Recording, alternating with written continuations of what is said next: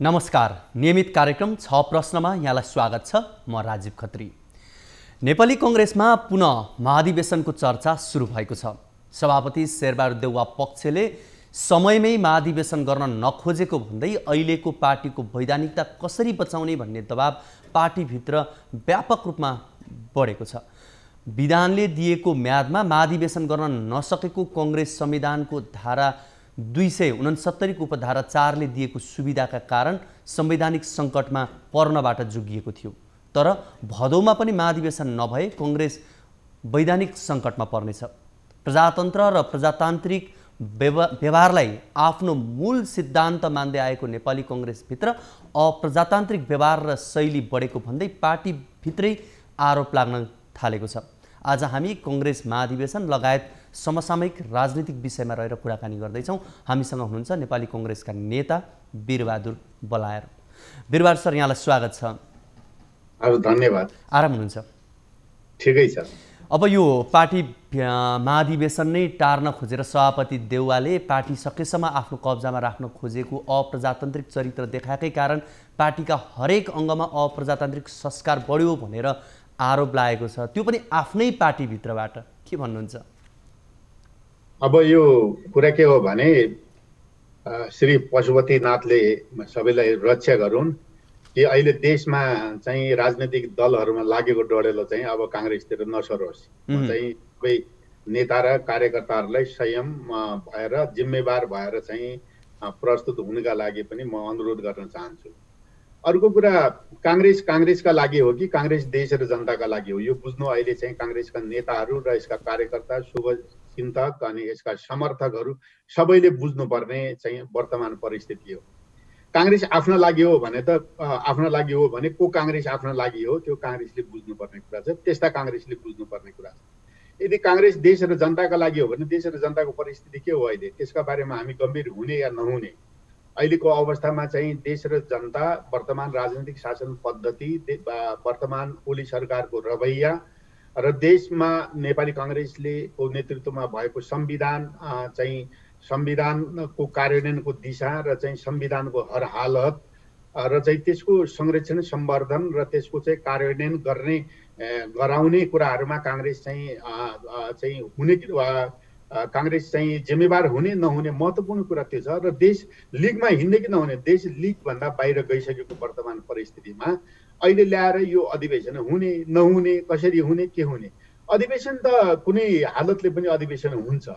तर कुरा के हो भने अधिवेशन चाहिँ शेरबहादुर देउवाले पनि चाहिँ अवैध रूपमा चाहिँ सभापति हुनु खोजिराख्नु भएको छैन र चाहिँ लम्ब्याउनु पनि खोज्नु भएको छैन।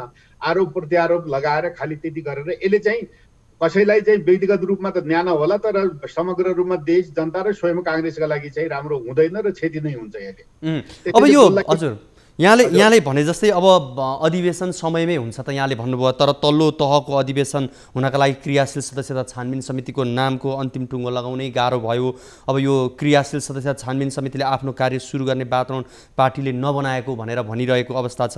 अब यो 14औं महाधिवेशन भदौमा हुन सक्ने सम्भावना त बिस्तारै घर्किँदै गयो नि त। हैन, कुरो के छ भने अहिले विद्यमान अवस्थामा चाहिँ यत्रो ठुलो चाहिँ विश्वव्यापी कोरोनाको चाहिँ मारमा यो फेरि दोस्रो भेरिएन्टले नेपाललाई झन् तहस नहस बनाएको अवस्थामा कुन किसिमको, म सोध्न चाहन्छु, म सबै नेताहरूलाई भन्न चाहन्छु, अनुरोध गर्न चाहन्छु, हामीले कुन किसिमको महाधिवेशनको परिकल्पना गरेका छौँ, यसको बारेमा आन्तरिक बहस हुनु जरुरी छ। कि अब चाहिँ तपाईँहरू नेता कसले दिने कसले लिने भन्दाखेरि पनि यो आम नेपाली र आम नेपाली कांग्रेसका कार्यकर्ताहरूको यो चाहिँ चासोको विषय हो र जिम्मेवारीको विषय पनि हो। अब नेतामा मात्रै जिम्मेवारीको कुरा रहेन। त्यसैले देश यस्तो चाहिँ अवस्थामा, बिग्राल अवस्थामा रहेको बेलामा नेतृत्वले, नेताले र चाहिँ हामीले वर्तमान अवस्थामा निकास दिन सकेनौँ भने हामीले चाहिँ मुलुकलाई कसरी निकास दिन सक्छौँ? पार्टीलाई वर्तमान अवस्थाको गम्भीरतालाई बुझेर चाहिँ हामीले आफ्नो पार्टीलाई निकास दिन सक्दैनौँ भनेदेखि हुनसक्छ। किन हुन सक्दैन? समय सीमाभित्र अधिवेशन निश्चित रूपमा हुन्छ, निश्चित रूपमा गर्न सकिन्छ। तसै यसको मोडालिटीको बारेमा फरक हुन सक्छ नि। हामीले टुँडी खेलमा गएर चाहिँ सारा चाहिँ देशभरिका कार्यकर्ता र नेपाली जनताहरूलाई उतारेर यसको चाहिँ त्यत्रो खुल्ला भव्य चाहिँ पुरा चाहिँ आम सभाका माध्यमबाट यसको उद्घाटन गर्न नसकौँला। तर पनि यसको आन्तरिक अरू मोडालिटीहरू छन् नि त, कसरी गर्न सकिन्छ भन्ने कुरामा त आन्तरिक बहस चलाएर एउटा सहमतिमा त जानु पर्यो नि त। अब चाहिँ जुमका मिटिङ गरेर घर घर र आफ्ना आफ्ना ग्याङ खडा गरेर चाहिँ गर्ने हो भने अधिवेशन सम्भव छैन। र वर्तमान अवस्थामा काङ्ग्रेस महत्त्वपूर्ण भन्दा पनि देश महत्त्वपूर्ण कुरा हो, नेपाली जनता महत्त्वपूर्ण कुरा हो। त्यसैले अहिले काङ्ग्रेसभित्र कुनै नेताको कुनै स्वार्थ भन्दा पनि नेपाली जनताको स्वार्थ र राष्ट्रिय स्वार्थ सबभन्दा महत्त्वपूर्ण कुरा छ। त्यसैले हामी राजनीतिक पार्टीका माध्यमबाट देशको स्वार्थ र नेपाली जनताको स्वार्थलाई पुरा गर्छु भन्ने नेताहरूले चाहिँ पहिले देशको वर्तमान अवस्थाको बारेमा, देशको राजनीतिक अवस्थाका बारेमा, कम्युनिस्टको चाहिँ सोच र शैलीबाट पुरा एकदमै प्रतिगमन अवस्थाबाट चाहिँ गएको कुन रूपमा चाहिँ अवस्थित भएको चाहिँ केपी शर्मा ओली अहिले कुन स्वरूप चाहिँ देखाउँदै हुनुहुन्छ अनि त्यसले चाहिँ मुलुकलाई कहाँ पुगाउँदैछ यसका बारेमा चिन्ता र चासो नलिने हो भनेदेखि काङ्ग्रेस पार्टी माथि पनि चाहिँ काङ्ग्रेस पार्टीका ती नेताहरू माथि पनि प्रश्न उठ्ने बेला भएको छ। त्यसैले चाहिँ अहिले त गम्भीर हुनुपर्ने छ, फेरि काङ्ग्रेसले फेरि टाउकोमा कफन बाँध्नुपर्ने बेला भएको छ कि लोकतन्त्र हरण हुँदै गरेको बेलामा संघीय लोकतान्त्रिक गणतन्त्र नेपाली काङ्ग्रेसको नेतृत्वमा लेखिएको संविधान को चाहिँ पुरा चाहिँ ध्वजा भएर च्यातिन लागेको बेलामा हामीले चाहिँ उभिने केका लागि उभिने, कुन रूपमा उभिने, कसरी सशक्त रूपमा त्यसको प्रतिवाद गर्ने, कसरी चाहिँ हुनसक्छ भोलि कोरोनाकै यस्तै अवस्था रह्यो भने पनि देश र जनताका खातिर चाहिँ काङ्ग्रेस सडकमा आउनुपर्ने अवस्था पनि आउन सक्दछ। त्यसैले चाहिँ अहिले चाहिँ यो हुने नहुने गन्जागोलका कुराहरू चाहिँ काङ्ग्रेसभित्र ल्याउनुको कुनै अर्थ छैन। आपसी सहमति गरेर अहिले चाहिँ काङ्ग्रेसको महाधिवेशन भनेकै यसको आधार बिन्दु भनेकै यसका सक्रिय सदस्य हुन्। सक्रिय सदस्यहरूको चाहिँ एउटा निर्क्युल भएको छ, केही कुराहरू चाहिँ असहमति भएको छ, कहीँ विवाद भएको छ, त्यसलाई विवाद र यो छानबिन समिति छ, त्यो छानबिन समिति टुङ्गो लगाएन भने केन्द्रीय कार्य समितिमा आएर टुङ्गो लगाउनु पर्यो। नेताहरू हिजो सबै कुरामा आज चाहिँ एकतर्फी रूपमा मात्रै दोषारोपण गरेर चाहिँ कसैले मुक्ति पाउनेवाला छैन। आज सबैतिर चाहिँ भागबन्डै खोजेका आधारमा चाहिँ आज चाहिँ भातृ संस्थाहरू सबै कुराहरू चाहिँ समयमै चाहिँ हामीले चाहिँ पुरा गर्न नसकेको परिस्थिति हो। अहिले पनि चाहिँ पुरानो कहिले चाहिँ यहाँ सुन्दैछु कि पुराना महाधिवेशनका प्रतिनिधि कहीँ होला, पुराना महाधिवेशनका प्रतिनिधिबाट चाहिँ नयाँ कमिटीलाई, पुराना महाधिवेशनको चाहिँ यदि लिगेसी हो भने त वर्तमान कमिटी हो नि त। तर शेरबहादुर देउवाले त वर्तमान कमिटीले हुँदैन, नयाँ साथीहरूको जोस जाँगर र उहाँहरूको चाहनाहरूका माध्यमबाट समेटेर लैजानु पर्दछ। कुनै नयाँ मोडालिटीमा जाउँ न त, कुन मोडालिटीले चाहिँ अधिवेशनलाई चाहिँ हामीले वैधानिकता दिएर चाहिँ त्यस्तो त कङ्ग्रेसमा नयाँ पुस्ताहरूको अहिले ठुलो सङ्ख्या नि त प्रवेश होला, उनीहरूको पनि त आफ्नो मतदान गर्ने अधिकार होला, यो नयाँ नेतृत्व चुन्ने अधिकार होला हैन। त्यसैले त म अहिले सुन्दैछु कि पुरानैबाट काम चलाउने चाहिँ कुरा चाहिँ हुन सक्दैन, किनभने कसैको अधिकारलाई हामीले वञ्चित गरेर चाहिँ आफू स्थापित हुनका लागि आफ्नो अभिष्ट पुरा गर्न चाहिँ पाइँदैन। अब त्यसो यहाँले भन्दै गर्दा अब यो परिस्थिति त्यस्तै छ ल, त्यो ठिक छ, तर परिस्थितिलाई मात्रै दोष दिएर त भएन, ट्र्याकमा त ल्याउनै पर्यो होला। कसरी ल्याउन सकिन्छ त? यो आपसी यो चाहिँ आफ्नो डफामा मात्रै होइन, पार्टीको समग्र पार्टीको बीचमा चाहिँ यो एजेन्डाका रूपमा हुनुपर्छ। पार्टी सभापतिले केन्द्रीय कार्य समिति बोलाउनु पर्दछ। अब चाहिँ यो पदाधिकारी, भूतपूर्व पदाधिकारी, पूर्व पदाधिकारी भन्ने कुराहरूलाई छोड्नुपर्छ। आम बहसका माध्यमबाट चाहिँ पार्टीमा चाहिँ निर्णय गरिनु पर्दछ। अब चाहिँ कुरो के हो भनेदेखि यो चाहिँ अब यतिखेर चाहिँ काङ्ग्रेसभित्र केही भयो भने काङ्ग्रेसको नेताले लिने हो, माग्ने हो। काङ्ग्रेसभित्र रिटिएको काङ्ग्रेसभित्र के माग्दैछन् नेताहरू यो हामीले बुझ्न सकेका छैनौँ। त्यसैले कुरो के हो भनेदेखि यहाँ चाहिँ शेरबहादुर देउवाले पनि यदि दम्ब राख्नु भएको छ अथवा चाहिँ यसलाई चाहिँ गर्नुभएको छ, उहाँले पनि त्यो मनस्थितिबाट मुक्त हुनुपर्दछ। र उहाँले त्यो मनस्थिति लिनु भएको छैन भने जबरजस्ती त्यो मनस्थिति लिएको छ भनेर आरोप र आक्षेप लगाउनु चाहिँ त्यो पनि चाहिँ राम्रो कुरा हुँदैन। त्यसैले हामीले वर्तमान अवस्थामा काङ्ग्रेसका नेताहरूको चाहिँ समग्र काङ्ग्रेसको स्वार्थ भनौँ, काङ्ग्रेसको स्वार्थ, काङ्ग्रेसको नेताहरूको स्वार्थ भन्दा पनि अहिले देशको स्वार्थ महत्त्वपूर्ण कुरा हो। देश र जनताको स्वार्थका खातिर काङ्ग्रेसले आफूभित्र चाहिँ निकास दिन सक्नुपर्दछ। त्यही हो सक्षमता, सबैको सक्षमता त्यही हुनेछ। त्यसैले हामीले पनि हाम्रा कुराहरूलाई र चाहिँ समग्र चाहिँ कार्य समितिको, केन्द्रीय कार्य समितिका माध्यमबाट यसलाई बहसमा, यहाँ चाहिँ स्वार्थको रूपमा होइन, यो स्वार्थले गर्दाखेरि आज काङ्ग्रेस कहाँसम्म पुगिसक्यो, कहाँको कुन अवस्थामा पुगिसक्यो।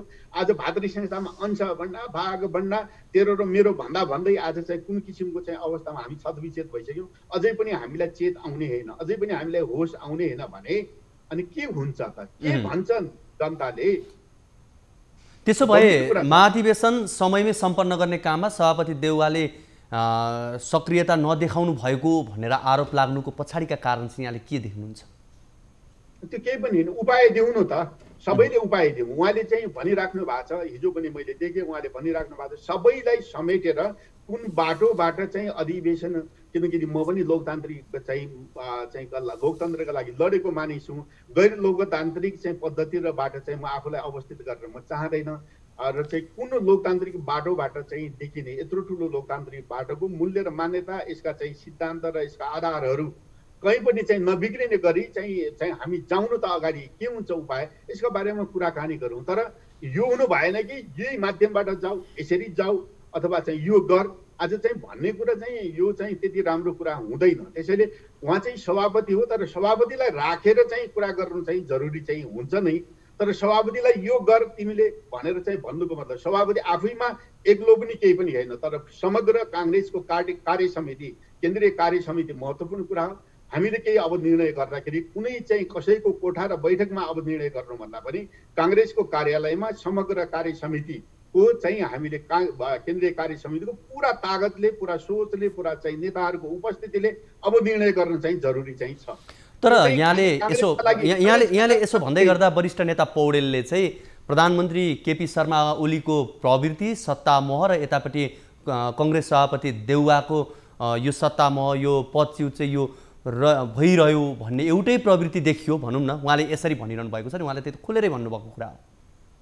अब उहाँले त के भन्नुभयो, उहाँले भनेको कुरा सबै कुरा सत्य हुन्छ र सबै कुरा चाहिँ सत्य हो भन्ने कुरा भएको भए त अहिलेसम्म पनि उहाँ कहाँ पुगिसक्नुहुन्थ्यो होइन। उहाँका यिनै अभिव्यक्तिहरूले उहाँलाई कति घाटा भएको छ, कति नाफा भएको छ, त्यो त उहाँले बुझ्ने कुरा हो। म मेरो नेताको बारेमा म टिप्पणी गर्न चाहँदैन। जहिले पनि चाहिँ आफ्ना नेताहरूलाई हामीले उहाँलाई चाहिँ तुलनात्मक रूपमा अरू पार्टीको नेताहरूसँग दाँजेर गर्ने हामीसँग कुनै नैतिक साहस पनि छैन, त्यो मिल्दा पनि मिल्दैन। हामी पार्टीका चाहिँ अनुशासित सिपाही हौँ। अहिले एउटै मात्रै हामीले कुरा के देखेका छौँ भने देशको वर्तमान विद्यमान चाहिँ जुन शासन पद्धति जुन चाहिँ तिर चाहिँ मुलुकलाई लग्न डोर्याउन खोजिएको छ, त्यसका लागि नेपाली काङ्ग्रेसको चाहिँ कार्यकर्ता, नेपाली काङ्ग्रेस र देश र जनताका लागि नेपाली काङ्ग्रेसका माध्यमबाट रगत र पसिना दिएका कारणले जुनसुकै काङ्ग्रेसका कार्यकर्ताले जुनसुकै कुर्बानी चाहिँ दिनका लागि तयार रहनु पर्दछ। यसका लागि पार्टी नेतृत्वले अब गज्याङगुजिङ गर्ने कुराहरू छैन, एकत्रित गरेर सबैलाई चाहिँ लैजानु पर्दछ भन्ने हाम्रो दबाब हो, हाम्रो कुरा हो। र चाहिँ अहिले चाहिँ नेपालका चाहिँ स्वार्थी र चाहिँ सत्ता लिप्सामा लागेका चाहिँ राजनीतिक पार्टीहरूलाई लागेको डढेलो चाहिँ काङ्ग्रेसतिर आउन चाहिँ हामी चाहिँ दिँदैनौँ। विगतमा स्वर्गीय गिरिजाप्रसाद कोइराला पार्टी सभापति हुँदा होस् या सुशील कोइराला सभापति हुँदा होस्, त्यो समयमा शेरबहादुर देउवाले जुन आरोपहरू लगाउनु हुन्थ्यो, आज त्यही आरोप चाहिँ शेरबहादुर देउवाले खेपिरहनु परेको छ भनी भन्छन् कि फेरि त्यतिखेर फरक छ। म अहिले चाहिँ यो शेरबहादुर देउवाको चाहिँ पुरा औँठा छापको रूपमा म कुरा गरिरहेको छैन। शेरबहादुर देउवाले त उहाँहरूसँग कुरा गर्नुभयो आफ्नो अस्तित्व र एक्सचेन्जको लागि, त्यो ठिकै हो। रामचन्द्रजीले पनि त्यो गरिराख्नु भएको छ, त्यो पनि ठिकै हो।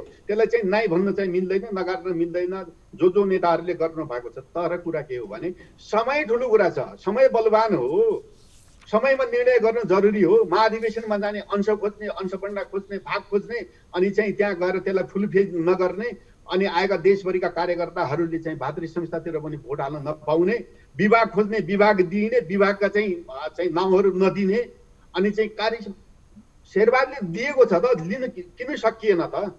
शेरबहादुरले त लिनका लागि चाहिँ हिजो बार्गेनिङ गरेको थियो, त्यो कुरा चाहिँ सत्य हो।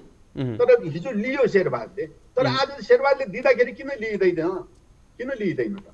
एकातिर लिन पनि नलिने अनि अर्कोतिर लिनका लागि पनि चाहिँ गर्ने, चाहिँ कृत्रिम झगडा गर्ने। यो चाहिँ यसले के भनिन्छ भनेदेखि गुट बलियो बनाउनुको लागि, कार्यकर्ता बलियो बनाउनुका लागि, आफूलाई सहयोग गर्ने सहयोगीहरूलाई अवसर दिनका लागि रहेनछ नि। यहाँ त व्यक्तिगत मात्रै अवसर रहेछ, आफू मात्रै चाहिँ अवसर रहेछ।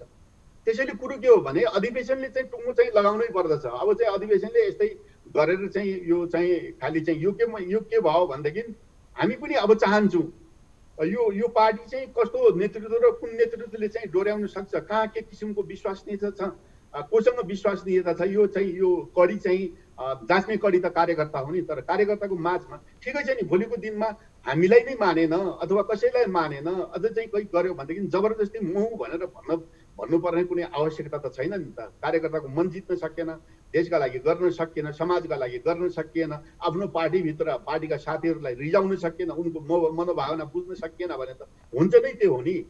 यदि साँच्चीकै महाधिवेशन यदि हामीले फुल स्विङ रूपमा खुला रूपमा हामीले गर्न सक्यौँ भने त धेरैको त बिजोग पनि होला नि त। ठिक छ, अब परिस्थिति एउटा छ, त्यसमा के अरे अर्को कुरा रहेन, तर पनि पार्टीभित्र विकल्पका बारेमा छलफल कतिका भएका छन्? अब कङ्ग्रेससँग पार्टीको वैधानिकता जोगाउने विषय हो यो, अब विश्वका अभ्यासहरूका कुरा पनि होलान्, भर्चुअल विधिका कुरा पनि उठिरहेका छन्, यी विकल्पहरूको बारेमा कति छलफल भएका छन्? एउटा कुरा के हो भनेदेखि तपाईँ पक्का चाहिँ यो कुरा लिनुहोस्, काङ्ग्रेस नेपालको संविधानले दिएको प्रावधानबाट चाहिँ अवैध चाहिँ हुँदैन। यसका लागि चाहिँ हामी जिम्मेवार छौँ, सबै जिम्मेवार छौँ यहाँसम्म। अब यो भित्रको खिचातानी हुने एकले अर्कोलाई र चाहिँ साँच्चीकै भोलि हुने चाहिँ खुला महाधिवेशनका लागि यो खेतीपाती मात्रै हो। हेर्नुहोस् अब चाहिँ यो दोषारोपण लगाएर एकले अर्कोलाई दोषारोपण लगाएर चाहिँ यो भयो ऊ भयो भएन यहाँ उहाँ भन्ने कुराको मात्रै हो यो। अरू यो खेतीपाती भन्दा महत्त्वपूर्ण कुरा यहाँ भित्र केही छैन। अब यहाँले भने जस्तै टुडी खेलमा ठुलो संख्या जम्मा गरेर महाधिवेशन गर्ने समय पनि छैन, तर अब पार्टीको वैधानिकता पनि जोगाउनै छ, जोगाउँछौँ भनेर भन्दै गर्दा त्यो बाटो चाहिँ के होला, त्यो के देख्नु भएको छ? हुन सक्छन् जे पनि, त्यसैले बहस गरौँ। हुनै नहुने निर्विकल्प एउटा मात्रै माध्यम अधिवेशन मात्रै, महाधिवेशन सबै समग्र देशभरिकै चाहिँ तलै गाउँ अधिवेशन टोल अधिवेशनबाट मात्रै गरेर लिएर आएर मात्रै चाहिँ केन्द्रीय अधिवेशन हुन्छ भन्ने छैन नि त। किनभने अहिलेको अप्सन भनेको, अहिलेको अवस्था भनेको त त्यो परिस्थितिमा जान्न सकिने परिस्थिति त सबैलाई ज्ञात भएको कुरा हो नि त। त्यसैले चाहिँ के हो भने अप्सन के हुन्, ती अप्सनका बारेमा धेरै अप्सन छन् नि, ती अप्सनहरूका बारेमा सोचौँ न त के गर्ने।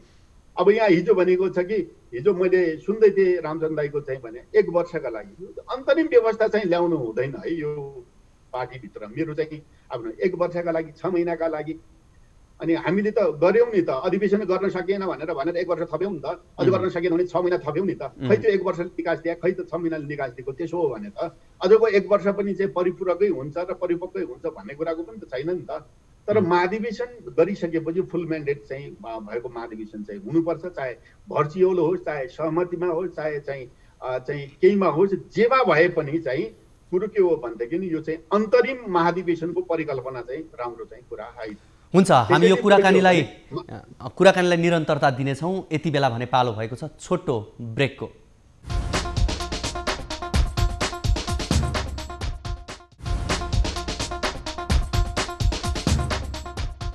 हामी कार्यक्रम 6 प्रश्नमा छौँ। हामीसँग हुनुहुन्छ नेपाली कङ्ग्रेसका नेता वीरबहादुर पलायर। हामी समसामयिक राजनीति विषय, त्यसैगरी पार्टी कङ्ग्रेसको महाधिवेशनको बारेमा कुरा गर्दैछौँ।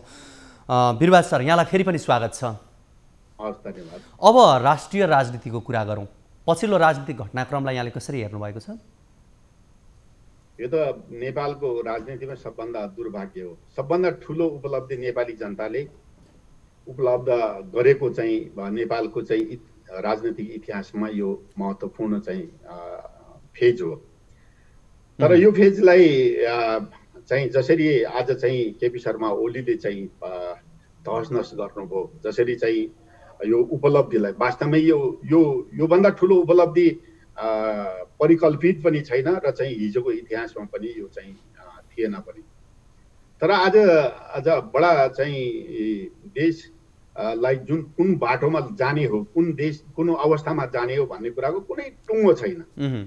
र यतिखेर बडा चाहिँ तपाईँले सही बेलामा चाहिँ पनि चाहिँ यो काङ्ग्रेसको महाधिवेशन र चाहिँ यो चाहिँ देशको परिस्थितिको बारेमा यो जुन छ यतिखेर काङ्ग्रेसले बुझ्नुपर्ने छ र काङ्ग्रेसलाई नजरअन्दाज गरिएको छ, यो कुरा पक्का। तर हामीलाई के गर्व लाग्छ भनेदेखि नजरअन्दाज गरिएको बेलामा काङ्ग्रेसले गम्भीर निर्णय गर्नु जरुरी छ। नेपाल राष्ट्र र नेपालीका लागि, नेपाली जनताका लागि गम्भीर, त्यसका लागि जुनसुकै कदम उठाउनका लागि पनि काङ्ग्रेस तयार रहनु पर्दछ। हामी भित्र एक तहमा हाम्रो मानसिकता त्यो चाहिँ छ। त्यो यहाँले यसो भन्दै गर्दा विगतमा पहिलोचोटि प्रतिनिधि सभा विघटन हुँदा होस्, त्यस पछाडिका केही गतिविधिहरूमा कङ्ग्रेसको भूमिका जति हुनुपर्थ्यो त्यो हुन सकेन भन्ने आरोप लाग्यो। जसरी बरु नेकपाभित्रकै तत्कालीन नेकपाभित्रकै एउटा खेमाले जसरी त्यसलाई आन्दोलन गर्यो या त्यसको विरोध गर्यो, कङ्ग्रेसले त्यो पनि गर्न सकेन भनेर त कङ्ग्रेसकै युवा नेताहरूले आरोप लगाए। त्यस पछाडिको पछिल्लो अवस्थाहरूमा पनि राष्ट्रिय मुद्दामा कङ्ग्रेसले जसरी बहस छिर्नु पर्थ्यो त्यो पनि गर्न सकेन भन्ने आरोप लाग्छ।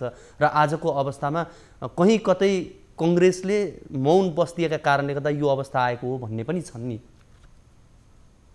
होइन अब कुरो के छ भने यहाँ चाहिँ आरोप त धेरै छन्। काङ्ग्रेसभित्रै लगाउने आरोप, काङ्ग्रेसले अरूसँग चाहिँ गर्ने, तर वास्तविक काङ्ग्रेस भएर यहाँ के छ भनेदेखि काङ्ग्रेसभित्र पनि आफू काङ्ग्रेस छ, बलियो काङ्ग्रेसभित्रको बलियो नेता हुने, बलियो काङ्ग्रेसभित्रको बलियो युवा हुने, बलियो युवाहरूको बलियो चाहिँ युवा नेता हुने परिकल्पना धेरै कम छन्। कमजोर भित्रको चाहिँ बलियो हुन खोज्नेहरूको चाहिँ त्यतिकै छ। त्यसैले म यी कुराहरूतिर धेरै, किनकि हामी चाहिँ म बारम्बार भन्ने गर्दछु, हामी निस्वार्थ भावनामा राजनीतिमा लागेका मानिस, गाउँघर दूरदराजबाट चाहिँ आएर चाहिँ हामी चाहिँ राजनीतिमा, तैपनि राष्ट्रिय राजनीतिमा केही नभए पनि एउटा चाहिँ सेक्टरलाई सम्हालेर चाहिँ हामी हिजो पनि नझुकेका, अहिले पनि नझुकेका, भोलि पनि नझुक्ने हाम्रो ठुलो चाहिँ सङ्ख्यामा चाहिँ यो पार्टीभित्र वर्चस्व छ।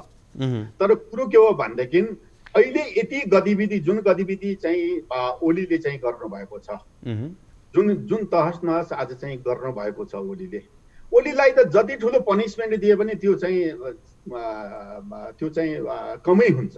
तर कुरो के हो भने यसका लागि चाहिँ नेपाली जनतालाई सचेत गर्नका लागि त काङ्ग्रेस पार्टी चाहियो नि त। तपाईँले हिजो भन्नुभयो, हिजोका गतिविधिहरू हिजो भए, त्यसैले त हाम्रो नेतृत्वमा हिजोको अनुभवले लेख्यौँ नि त। आज चाहिँ ७६ को धारा 1 देखि चाहिँ 5, 6 सम्म चाहिँ गए नि त। किनभने सकेसम्म सरकार देशमा परिवर्तन भइराख्यो भने देशमा अस्थिरता भइराख्छ। देशमा अस्थिरता भइराख्नु भनेको चाहिँ न त्यो चाहिँ राष्ट्रका लागि फाइदा हुन्छ, न चाहिँ नेपाली जनताका लागि कुनै पनि विकास, निर्माण, पूर्वाधारहरू, यी कुनै पनि कुराहरू चाहिँ अगाडि बढ्न सक्दैनन् नेपाली जनता। हिजो ओलीले चाहिँ सरकार चाहिँ सम्हाल्दै गर्दाखेरि कति थियो त? हिजो चाहिँ 28,000 चाहिँ नेपाली जनताकोमा चाहिँ ऋण भार थियो भनेदेखि अहिले त 53,000 पुग्यो नि त। 3 वर्षमा चाहिँ डबल भएर जानु भनेको चाहिँ अनि भयो के त? यो कसरी बुझाउने नेपाली जनतालाई? उहाँहरूले त मन्त्र बुझ्नु भएको छ, उहाँहरूले त गरिबीमाथि राजनीति गर्नु बुझ्नु भएको, के अरे गरिबीमाथिको राजनीति जान्नु भएको छ। तर कुरा के हो भने गरिबलाई धेरै गरिब बनाएर चाहिँ मालिक भएर त हुँदैन, गरिबलाई सम्पन्न गराउने त राजनीति हो। त्यसैले आज यत्रो ठुलो खतरा हुँदाखेरि काङ्ग्रेस एक टिक्का भएर काङ्ग्रेसभित्र कहिले केही हुने, कहिले धेरै जस्तो नेताहरू, यो तल कार्यकर्ताको बिचमा कहीँ दुई मत छैन, तर नेताहरूभित्रको चाहिँ नेताहरूमा चाहिँ जुन किसिमको चाहिँ अभिव्यक्ति आयो, यी अभिव्यक्तिहरू चाहिँ अब आइनुहुन्न र चाहिँ ओलीले निम्ताएको खतरालाई चाहिँ मोल्नका लागि काङ्ग्रेस एक टिक्का भएर व्यवस्था खतरामा पर्दा, संविधान कमजोर बनेको अवस्थामा पार्टीहरूको आन्तरिक लोकतन्त्र हेर्ने भने कमजोर बन्दै गएको छ। एमाले भित्रको एउटा खेमा विभाजनको सङ्घारमा पुगेको छ, अर्कोतर्फ जसपा पनि विभाजनको सङ्घारमा पुगेको छ। यसले त झन् दलहरू दलदलमा छिर्दै जाने अवस्था बढ्दै गयो है। दलदल होइन, त्यसैले मैले अघि सुरुमा पनि भने तपाईँलाई, आज चाहिँ धेरै क्रान्तिकारीहरू, धेरै ठुला क्रान्तिकारीहरू यहाँ शपथ खाएका छन्। यहाँको देशमा शपथ खाँदैन, बाहिर मलाई बोल्ने छुट देऊ। ओलीले भन्नुभएको छ कसैलाई, उहाँका मालिकहरूलाई के भन्नुभएको छ भने मलाई नेपाल देशभित्र, नेपाली माटोभित्र मलाई बोल्न देऊ, मैले बोल्ने कुरामा विश्वास नगर, काम म तिम्रो गर्नेछु भनेर कहीँ प्रतिज्ञा गर्नुभएको छ उहाँले। यहाँ नेपालमा प्रतिज्ञा गर्नुहुन्न, अरू ठाउँमा त्यस्तै प्रतिज्ञा गर्ने। अब तपाईँलाई भन्छु महन्त ठाकुर र त्यो राजेन्द्र महतो के जाने, आज यत्रो ठुलो चुरेलाई समाप्त गरेर हिजो मैले भनेको थिएँ। आज म बडा चाहिँ तपाईँको माध्यमबाट यो कुरा आयो, मधेस रहेन भने मधेसी कहाँ हुन्छ, मधेस रहेन भने मधेसी हुन्छ, मधेस भएर त मधेसी भयो। अनि मधेस सिद्धियो भने ऊ त जालान् नि त, महन्त ठाकुर र चाहिँ ऊ त राजेन्द्र त घर जालान्, अनि यहाँको मधेसी कहाँ जान्छ? आज मैले बारम्बार, म हिजोको पार्लियामेन्टमा चाहिँ वातावरण संरक्षण समितिको चाहिँ म सदस्य भएको नाताले र चाहिँ युएनको 2वटा कोप चाहिँ के अरे चाहिँ म उसमा कोपमा चाहिँ भाग लिएको सम्मेलन, विश्व सम्मेलनमा भाग लिएको कारणले गर्दाखेरि पनि हिजो त्यो समितिमा पनि हाम्रो अहिलेको चाहिँ क्रान्तिकारी एकजना चाहिँ, म नाउँ लिनु पनि चाहन्न, उहाँले धेरै कुरा, काङ्ग्रेसभित्रको पनि एकजना चाहिँ ओलीका चाहिँ एकजनाले चाहिँ बोल्नु भएको छ, धेरै ठुलो थ्रेड काङ्ग्रेस पनि फुटाइदिनु। उहाँले त के फुटाउनु होला, उहाँ कुन दिनको हो, कुन गतिको, कुन साइजको, कुन चाहिँ स्वरूपको हो, उहाँले बुझ्नु भएको छैन। यहाँ काङ्ग्रेसभित्र कति इमान्दार खतराहरू छन् जो राष्ट्रमा चाहिँ आइलाग्दाखेरि चाहिँ जतिखेर जे पनि गर्नका लागि चाहिँ टाउकोमा 24 घण्टा कफन बानेका छन् भनेर। हिजो उहाँ मन्त्री हुनुहुन्थ्यो, त्यतिखेर मैले भनेको थिएँ टिपरमा माटो र ढुङ्गा बुझाउनु पनि, कुनै देशलाई बुझाउनु पनि राष्ट्रियता जानु हो भनेर मैले। आज संसदमा तपाईँले, संसदको म तपाईँलाई भन्छु वातावरण समितिमा यो रेकर्ड छ, मैले भनेको थिएँ उहाँ उद्योग मन्त्री हुँदाखेरि त्यतिखेर पनि उहाँले प्रस्ताव ल्याउनु भएको थियो, त्यो मैले रोकेको थिएँ। र चाहिँ टिपरमा ढुङ्गा गिटी बालुवा कुनै राष्ट्रलाई बुझाउनु, आफ्नो राष्ट्रबाट भन्नु नै त्यो के हो भनेदेखि चाहिँ त्यो पनि राष्ट्रियता चाहिँ बुझाउनु हो भन्दाखेरि एकजना माननीयले इमोसनल सेन्टिमेन्ट कुरा गर्नुभयो भने सेन्टिमेन्टल हो नि त, इमोसनल पनि हो नि त, तर सत्य पनि त हो नि त त्यो। त्यसैले ती मानिसहरूलाई हामी पढाउन चाहन्छौँ। मैले त्यतिखेर भने चुरेको लाइम के हो, चुरेको बनौट के हो, चुरे कुन सोइल स्ट्रक्चरबाट र रक स्ट्रक्चरबाट चाहिँ बनेको हुन्छ। आज चुरेर आज पानीको चाहिँ सोर्स, आज तराईलाई रिचार्ज केले गर्नुहुन्छ? तराई रिचार्ज भएन भने कहाँबाट गर्नुहुन्छ? तराई के अरे रिचार्ज हुन्छ? आज तराई कडिसक्यो। मैले अध्ययन गरेको छु, त्यहाँ चाहिँ रातु खाँडो जति पनि खोलाहरू छन्, जति पनि छन्, यो जम्मै कहीँ पनि स्रोत छैन। स्रोत कहाँ गएको छ भनेदेखि सिधै चाहिँ इन्डिया गइसकेपछि इन्डियाको 1 किलोमिटरमा मात्रै पानी भेट्यो। अब हामी करिब अन्तिममा छौँ। सरकारले, मैले भन्न खोजेको, सरकारले सबै कुरा तहस नहस गर्न खोज्दैछ। यी चौतर्फी रूपमा, पर्यावरणीय रूपमा हामी पक्ष राष्ट्र हो। हामीले आज चाहिँ क्लाइमेट चेन्जमा पैसा लिएका छौँ, हामीले एडाप्टेसनमा पैसा लिएको छौँ, हामीले ग्लेसियर मेल्टिङमा चाहिँ पैसा लिएका छौँ, हामीले दस्तखत गरेका छौँ। त्यसैले यो देशको प्राकृतिक सम्पदा नेपाल राष्ट्रमा मात्रै अधीन छैन, विश्वव्यापी रूपमा युनेस्कोमा को चाहिँ हामीले धेरै कुराहरूको चाहिँ अनुमति बिना पनि हामीले गर्न सक्दैनौँ। त्यसैले चाहिँ कुरा के हो भनेदेखि यो सरकारले केही बुझेकै छैन, यो ओलीले केही पढे लेखेकै छैन। पढे लेखेको भए थाहा पाउँथ्यो होला। विश्वव्यापी रूपमा आज चाहिँ उसको चाहिँ के अरे अन्तर्राष्ट्रिय रूपमा चाहिँ यो देशको कस्तो भएको छ। आज राष्ट्रपतिले चिठी लेख, किन ओलीले चिठी लेख्दैन? त्यहाँ पनि त प्रधानमन्त्री छन्, आफ्नो पोर्टफोलियोको उसलाई लेखे हुन्थ्यो नि त। त्यसैले कुरा के हो भने माग्न पनि माग्ने, भिख पनि माग्ने, लाज पनि माग्ने, अनि कसैले पत्याएको भयो ओलीले चिठी लेख्थे। त्यसैले आज बर्बाद भएको छ। यो बर्बादी भएको बेलामा काङ्ग्रेसले अब पनि बुझेन भनेदेखि हामी काङ्ग्रेसभित्रका हामी चाहिँ नबुझ्नेलाई कसरी बुझाउनु पर्ने त्यो पनि राम्रैसँग बुझेका छौँ। हस्, यहाँको यो महत्त्वपूर्ण समय र संवादको लागि यहाँलाई धेरै धेरै धन्यवाद। हामीसँग हुनुहुन्थ्यो नेपाली कङ्ग्रेसका नेता वीरबहादुर बलायर। आजको कार्यक्रमको निर्धारित समय सकिसकेको छ। भोलिको कार्यक्रममा हामी नयाँ अतिथि र नयाँ विषयसँग रहेर कुराकानी गर्न आउने नै छौँ। तबसम्मका लागि बिदा दिनुहोस्। हवस् त, नमस्ते।